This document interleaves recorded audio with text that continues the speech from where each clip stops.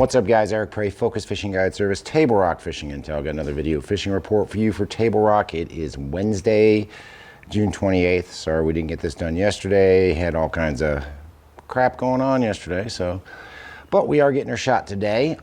Lake level, we are at 916.26, which is basically 8 inches below normal pool. All the lakes are at or just below normal pool, so don't see a whole lot of generation, don't see a whole lot of rainfall coming, so I don't think the lake level is going to change all that much in the near future. Yeah, we had a little rain this morning, but it amounted to like 2/10 of an inch, so I don't think it was anything. The ground pretty well soaked that all up.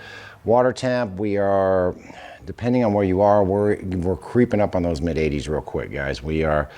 I've seen 83 to 87 on the main lake. I have not been way up the James or way up in Long Creek or where the water's really stained, but it would not surprise me that if it's 87 to 92 up there, and especially with this heat wave coming in the end of this week, we'll definitely start to see those upper reaches of the river arms creep up, that water temperature creep up. Bite's been good. Bite is definitely a summer bite. Best way to stay on top of it, of course, join Table Rock Fishing Intel, become a pro member. Check out the new website we've got right now. Like I mentioned last week, if you're not a pro member already, you're considering doing it, we are going to have a price increase once the app becomes available. So you want to get the new website, you want to get the new app, you want to get all the information that we share on a daily basis to help you catch more fish on Table Rock. Now's the time to join before we get that up in the next 60 to 90 days. But as far as the bite down here on Table Rock, we're typical summer patterns. The deep bite, most of the fish we're catching are either in trees or on the ends of big docks, around the cables and that sort of thing. We're getting a few out on the gravel. It seems like every day the gravel bite's starting to get a lot better. But the majority of the fish I'm catching are either out of deep trees or off the ends of deeper docks.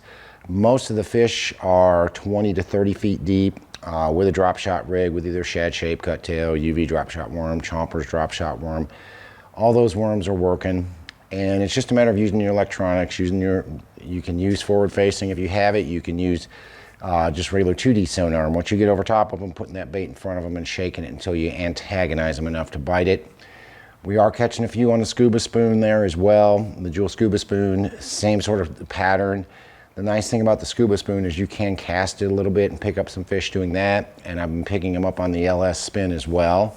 So keep that in mind. If you start to see shad busting and they're too far for you to throw a topwater or whatever, now's the time to kind of throw that spoon both around the docks and just out on the open flats and open water where these fish are chasing shad. And I know some guys are catching them on like the Dixie Jet spoon quite a bit. You get the small one all the way up to the big one and targeting those fish that are out there chasing the shad. You'll see a lot of big fish out there just kind of hanging around those groups of shad. And every once in a while they'll bust on them, or a lot of times if you do have forward-facing sonar, you'll just see them hanging below those schools of shad. That's where we're throwing the spoon at them. So that's definitely another bite. Carolina rig bite, football jig bite, especially the Pee Wee HD football jig bite. That has really started to take off up the rivers.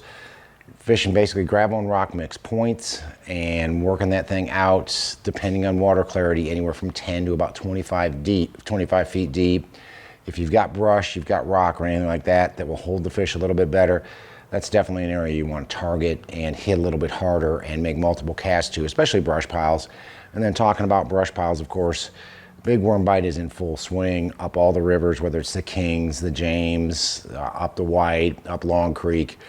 Look for those fish to be in those brush piles anywhere from 12 to about 25 foot deep. Most of them eating a 10 to 12 inch worm, Texas rig, and work it slow and hit those brush piles from multiple angles. That's really the key, is especially if you don't have forward facing sonar, is to throw it and work it through the brush pile at one angle and then kind of work your boat around and work around the other side and work it from another angle, because a lot of times it really depends on which direction that worm's coming for them to bite it. Those are really the bites I've got going right now, guys. I have a little bit of a topwater bite, like we always do in the summertime, but it has been incredibly hit or miss. Catching one here, one there, but one day we'll catch them, the next day we won't. The buzzbait bite up the rivers is close, but I've not really been catching them great on a buzzbait. But anytime I go up the river, I make sure I have one on the deck and throw it around a little bit. But that's really just been a first thing in the morning bite. It hasn't really kicked off, I would say, with this warmer weather the end of the week and water temperature warming up.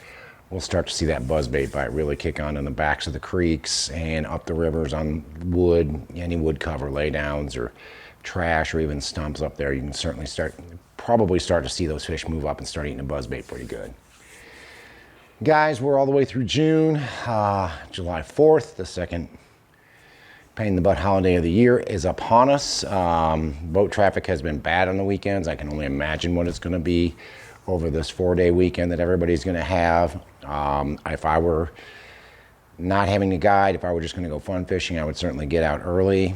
I would get up a river and I would just try to get away from the boat traffic as best as you can, because I can tell you by about 8:30, 9 o'clock, it's a zoo on the main lake with all the rental boats and everybody else. But the boat traffic is definitely here. But the bite's been good. I mean, we're catching quite a few fish on every trip, so it's certainly worth the time. Get out there, do a little fishing, catch a few fish. Best way to know, of course, stay on top of it, get the daily reports, know exactly what we're doing. Join Table Rock Fishing Intel and get all those reports and all that information, and know before you go. When you get down the lake, you already have a pretty good clue how the guides have been catching the fish all week and what you need to do to catch fish. But if you're coming down, you want to hire a guide, give me a call. It's Focus Fishing Guide Service. You can reach me at 417-860-4743. Hit my website, focusfishing.com, and you can either book online or just shoot me an email. Either way, I get back to you as soon as I can. Guys, thanks for watching the video. Take a minute, check out Table Rock Fishing Intel if you have not done so. Thanks for watching. Can't wait to hear from you. We'll see you on the water.